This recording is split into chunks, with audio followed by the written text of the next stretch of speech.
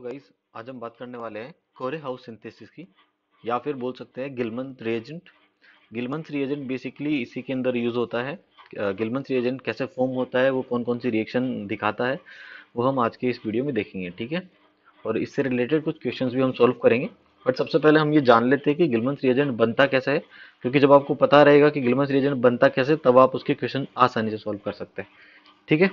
तो चलिए सबसे पहले कुछ पॉइंट्स गिलमन रिएजेंट के बारे में। गिलमन्स रिएजेंट जो है वो बेसिकली होता है R2CuLi। ये गिलमन्स रिएजेंट है गाइस, ठीक है। मैं आपको बता दूं कि ये एक क्या है, ऑर्गेनो मेटालिक कंपाउंड है।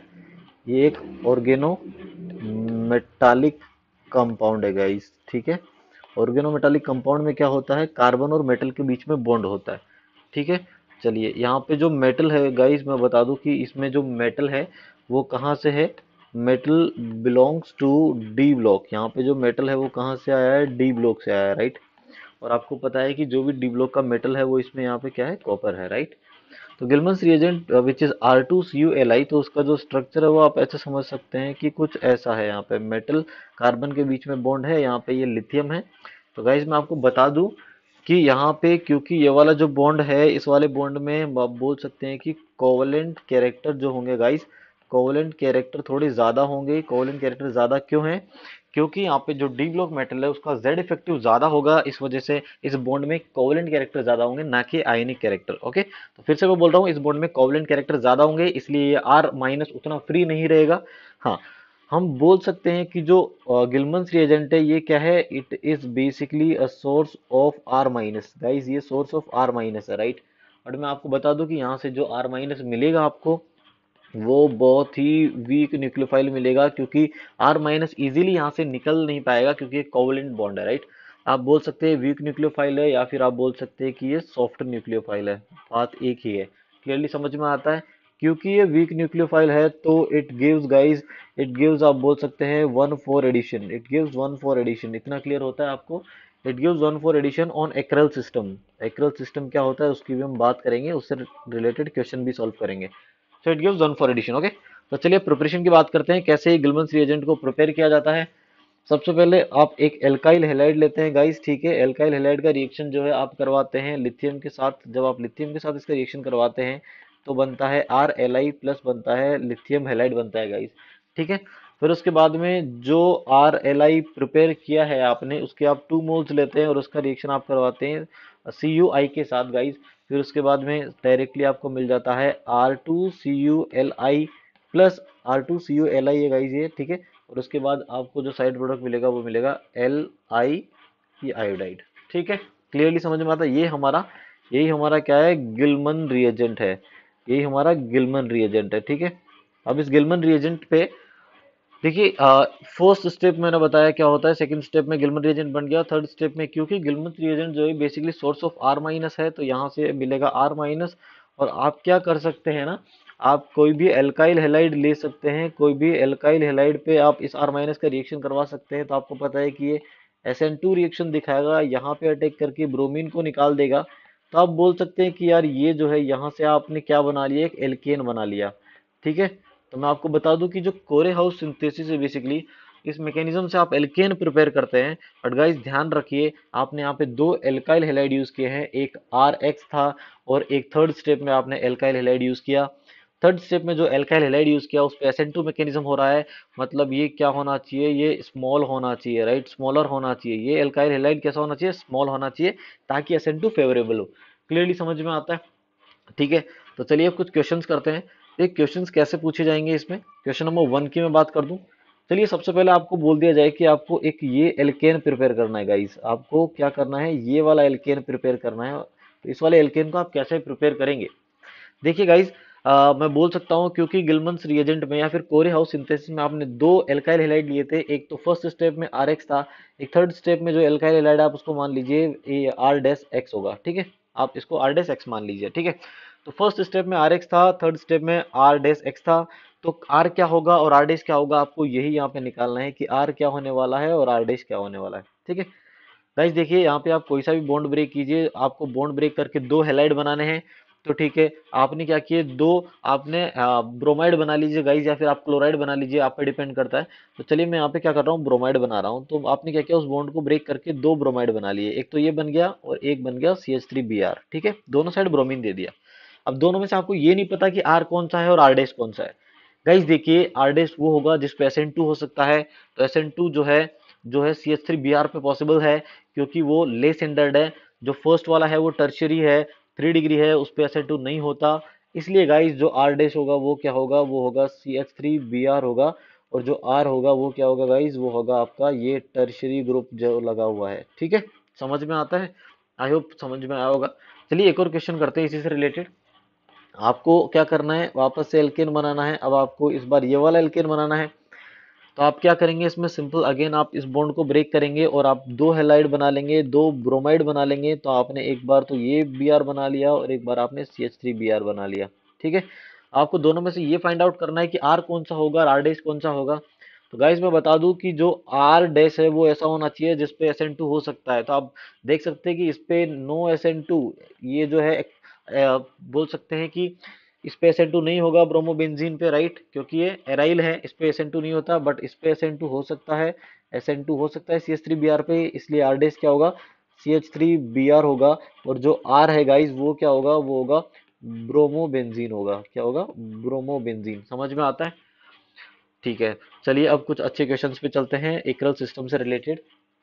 क्या होता है एक्रल सिस्टम गाइस, जब आपको carbonyl C double bond O वाला जो ग्रुप है, राइट, वो आपको पाई बॉन्ड के साथ कॉन्जुगेशन में दिख जाए, जैसा कि यहाँ पे दिख रहा है, ऐसे सिस्टम को आप एक्रल सिस्टम बोलते हैं। जब इसमें आप Gilman's reagent which is Me2Cu Li here और H3O प्लस, मतलब आप यहाँ पे क्या है, वाटर भी ले रखे हैं। तो इस केस में क्या होगा गाइस, मैं आपको बता दूं कि ये वीक न्यूक्लियोफाइल है, तो ये क्या प्रेफर करता है, 1,4 एडिशन प्रेफर करता है गाइस। गिलमस रिएजेंट क्या है, it is a source of एमी माइनस गाइस। ये एमी यहाँ अटैक करेगा, ये पाई बॉन्ड इधर शिफ्ट होगा, ये ऑक्सीजन इधर जाएगा। तो जब ऐसा होगा गाइस तो स्ट्रक्चर कैसा दिखेगा, देखिएगा अच्छे से समझिएगा। ओ पे नेगेटिव आ चुका है, पाई बॉन्ड बीच में आ चुका है, यहाँ पे Me आ चुका है, ठीक है। क्योंकि वाटर लिया हुआ है तो वो O-H ले लेगा, ऐसा हो जाएगा। समझ में आता है। फिर उसके बाद आपको गाइस ध्यान रखना है कि आपको पता है कि यहाँ पे टोटोमर बन सकता है। ये जो बन रहा है, ये जितना ये स्ट्रक्चर है गाइस, ये क्या है, ये इनोल है गाइस। क्या है, इनोल है। तो इसका आप कीटो बना सकते हैं। कीटो जब आप इसका बनाएंगे गाइस तो कुछ ऐसा बनेगा, यहाँ पे डबल बॉन्ड O आ जाएगा गाइस। समझ में आता है, और क्लियरली समझ में आ गया होगा आपको, फाइनल ये मिल जाएगा। तो चलिए क्वेश्चन नंबर 3 में अगर आप देख रहे हैं तो आपको मुझे बताइए कि फाइनली आप यहाँ से यहाँ पहुंच गए गाइस। इसका मतलब ये हुआ कि अगर आप इसको इसको नंबर 1 देते हैं, ऑक्सीजन को, इस कार्बन को 2 देते हैं, इसको 3 देते हैं और इसको 4 नंबर देते हैं, तो 1,4 एडिशन में आप बोल सकते हैं कि इन 1,4 एडिशन में क्या हुआ कि 4 पे तो जाके ऐड हुआ मिथाइल, राइट। और फाइनली 3 पे जाके क्या ऐड हुआ, 3 पे जाके ऐड हुआ हाइड्रोजन गाइस, ठीक है। तो आपको यही शॉर्ट ट्रिक ध्यान रखनी है। आपको 4 पे जो एल्काइल है, जो कार्बेनाइन है, जो गिलमंस रिएजेंट से जो कार्बेनाइन आ रहा है उसको 4 पे ऐड करना है, और 3 पे आपको हाइड्रोजन ऐड करना है, ठीक है। कार्बोनिल ग्रुप को एज इट इज रखना है, उसको टच भी नहीं करना। समझ में आता है, ठीक है। चलिए ऐसा ही क्वेश्चन एक और सॉल्व कर लेते हैं हम। क्वेश्चन नंबर 4 में सिंपल सा क्वेश्चन है गाइस। आप समझ लीजिए कि ये एक क्वेश्चन मैंने आपके सामने यहाँ पे रखा है, ठीक है। ध्यान से देखिएगा, क्या ये भी एक्रल सिस्टम जैसा ही है। बिल्कुल गाइस, ये भी एक्रल सिस्टम जैसा ही है। आप देखिए इसको, यहाँ पे भी 1,4 एडिशन होने वाला है। क्या मिलेगा, अब मैं बोल सकता हूँ कि क्या ET माइनस रहेगा यहाँ पे। ET माइनस कहाँ अटैक करेगा गाइस, 4 पे अटैक करेगा, यहाँ अटैक करेगा, पाई बॉन्ड इधर शिफ्ट होगा, ये यहाँ पे जाएगा। क्या मैं डायरेक्टली लिख दूं, जैसा मैंने पिछले क्वेश्चन में एक्सप्लेन किया था कि आपको क्या करना है। आपको गाइस, एक मिनट, यहाँ पे मैंने ऑक्सीजन मेंशन नहीं किया है तो मैं उसको वापस से बना रहा हूँ। आपको क्या करना है गाइस, आपको इस कार्बन को एज इट इज रखना है, और 4 पे आपको क्या ऐड करना है, 4 पे आपको इथाइल ऐड करना है, और 3 पे हाइड्रोजन। तो 3 पे तो कुछ करने की जरूरत ही नहीं है। अच्छा, ये 4 कौन सा था, ये 1 है, ये 2 है, ये 3 है, ये 4 है। यहाँ पे भी चलो मैं मेंशन कर देता हूँ, ये 1 था गाइज, ये 2 था, ये 3 था, ये 4 था। क्लियर होता है इतना। आई होप आपको फाइनल प्रोडक्ट समझ में आ रहा होगा, ठीक है। चलिए फिर से एक और क्वेश्चन पे आते हैं, इसी में गिलमंस रिएजेंट में एक क्वेश्चन जो है वो कुछ इस तरीके से है। यहाँ पे हमने क्या किया, दो कीटो ग्रुप लगा दिए और ये यहाँ पे ये हो गया। गाइज ये भी क्या वैसा ही है, ये भी क्या आप बोल सकते हैं कि यह भी एकरल सिस्टम जैसा कुछ है, बिल्कुल एकरल सिस्टम जैसा है। आप देख सकते हैं कि ऊपर वाले कीटोन के साथ पाई बॉन्ड कॉन्जुगेशन में है, नीचे वाले कीटोन के साथ पाई बॉन्ड कॉन्जुगेशन में है। क्योंकि सब कुछ आइडेंटिकल है तो आप कहीं पे भी अटैक करवा सकते हैं गाइज। तो मैं क्या कर रहा हूँ, ईटी माइनस जो उसका अटैक मैंने यहाँ पे करवाया, ये वाला पाई बॉन्ड इधर शिफ्ट हुआ, ये इधर गया गाइज। क्लियरली समझ में आ रहा है? ठीक है, मैं नंबर भी दे देता हूँ, ये 1 था, ये 2 था, यहाँ पे ये 3 है, ये 4 है। आपको क्या करना है, आपको 4 पे इथाइल ऐड करना है गाइस। ठीक है, तो मैं एक काम करता हूँ, क्योंकि ये मेरा 4 था तो यहाँ पे मैंने इथाइल ऐड किया, कीटोन एज इट इज रखा।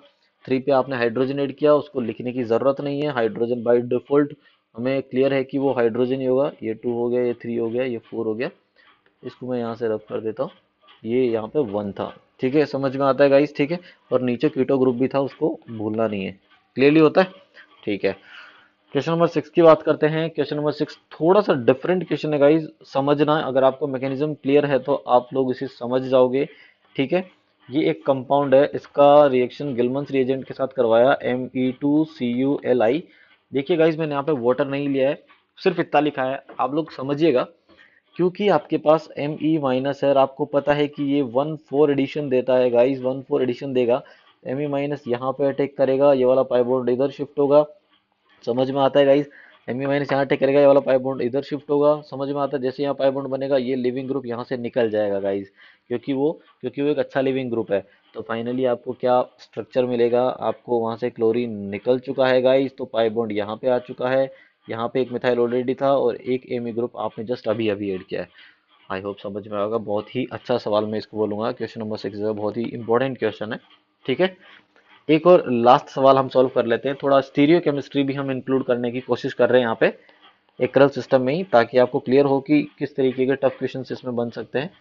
तो ये हो गया एकरल सिस्टम जैसा। और मान लीजिए यहाँ पे मैंने क्या किया, एक यहाँ पे वेज में वेज में क्या है, दो ग्रुप लगे हुए हैं। वेज में क्या है, वेज में एक कार्बन है, उससे क्या है, दो मिथाइल ग्रुप लगे हुए हैं गाइस। ठीक है, तो चलिए फिर से इसका रिएक्शन जो है, मैंने लिखा कि इसका रिएक्शन जो है आप Me2CuLi के साथ करवा रहे हैं।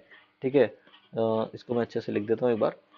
Me2CuLi के साथ करवा रहे हैं, यहाँ पे मैंने H3+ मतलब वाटर भी लिया है। क्या होगा इसका, कैसे स्टार्ट करना है, क्योंकि जो गिलमंस रिएजेंट है वो एमी माइनस देता है, 1,4 एडिशन होगा गाइस। यहाँ पे अटैक होगा, पाई बॉन्ड इधर शिफ्ट होगा, ये इधर जाएगा। इनडायरेक्टली आपको पता ही है, ये सब लिखने का जरूरत नहीं है। ये 1 है, ये 2 है, ये 3 है, ये 4 है। 1,4 एडिशन होगा, मतलब आपको 4 पे क्या करना है, 4 पे आपको गाइज 4 पे आपको मिथाइल ऐड करना है। राइट, इतना क्लियर होता है? तो देखिए गाइज, पहले मैं ये जो स्ट्रक्चर जो बिल्कुल एज इट इज रहेगा उसको बना रहा हूँ। अब देखिए गाइज, क्योंकि आपको 4 पे मिथाइल ऐड करना है, तो 4 पे मिथाइल ऐड करने के दो तरीके हैं। 4 क्या है, पहले तो ये लिख देते हैं, 1 2 3 एंड 4। 4 पे मिथाइल ऐड करने के दो तरीके हैं। मिथाइल अंदर भी ऐड कर सकते हैं, बाहर भी ऐड कर सकते हैं। बट गाइस देखिए, ये वाला जो ग्रुप है, ये जो ग्रुप है, जिस ग्रुप की मैं बात कर रहा हूँ, पॉइंट में कर रहा हूँ, ये जो ग्रुप है गाइस, ये बाहर की तरफ है। आप देख सकते हैं वेज है, बाहर की तरफ है। तो जो 4 पे मिथाइल अटैक करेगा गाइस, यहाँ पे जो मिथाइल अटैक करेगा वो बाहर से नहीं कर पाएगा, क्योंकि एक ग्रुप बाहर ऑलरेडी है। जब ये बाहर से अटैक करेगा उसको रिपल्शन फील होगा।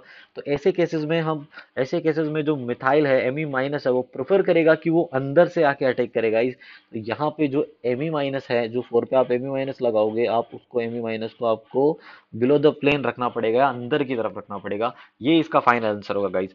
हो सकता है क्वेश्चन में आपको दोनों ऑप्शन दिए हुए हो, आपको यही आंसर जो है इसको फाइनल मानना है। यही क्या है, इसका मेजर प्रोडक्ट होगा। समझ में आता है? आई होप आपको समझ में आया होगा गिलमंस रिएजेंट से रिलेटेड। गिलमंस रिएजेंट जो है वो कोरे हाउस सिंथेसिस में बनता है। तो कोरे हाउस सिंथेसिस बोला जाए या गिलमंस रिएजेंट बोला जाए, हमने आज के लेक्चर में ये कंप्लीट स्टडी किया। Okay, thank you so much for watching this video.